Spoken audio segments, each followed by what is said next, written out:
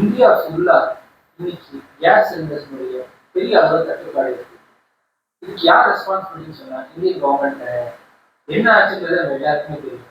Iran Israel யூஎஸ்ஓட கான்ஃபிளிக்ட்ல அவங்களுக்கு மட்டும் தான் பாதிப்பு இருக்கும் அப்படின்னு எல்லாருமே நினைச்சாங்க. ஆனா இது ஈரான் ஸ்டேட் ஆஃப் ஹார்மோன்ஸை க்ளோஸ் பண்ணனால நமக்கு எல்பிஜி கேஸ்ன்றது 60% மேல மிடில் ஈஸ்ட்ல தான் வருது. குறிப்பா சொல்லணும்னா துபாய், சவுதி, கத்தார் இந்த மாதிரி கண்ட்ரிஸ் எல்லாம் எல்பிஜி வருது.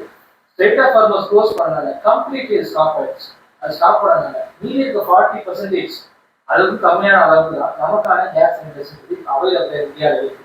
இந்தியாவே ப்ரொடக்ஷன் மேக் பண்ணாலும் அவங்களால அந்த அளவுக்கு பீப்புள்ஸோட நீடை முழுமையாக்க முடியும். அதன் காரணமாக தான் ரெஸ்டாரண்ட்ல இருந்து வீடுகள் வரைக்கும் இன்னைக்கு கேஸ் தட்டுப்பாடு அதிகமாக இருக்கு. ஸோ இந்த கான்ஃபிளிக் நின்று ஸ்டேட் ஆஃப் ஹார்மோன்ஸ் ஓப்பன் பண்ணா மட்டும்தான் எல்பிஜின்றது எல்லாருக்கும் நார்மலா கிடைக்கும். எங்கேயும் நடக்கிறவா நமக்கு பிரச்சனை வராதுன்னு நினைச்சிட்டு இருந்தோம். ஆனால் வித்தின் 1 வீக் வேர்ல்டு ஃபுல்லா இந்த கண்டிஷன்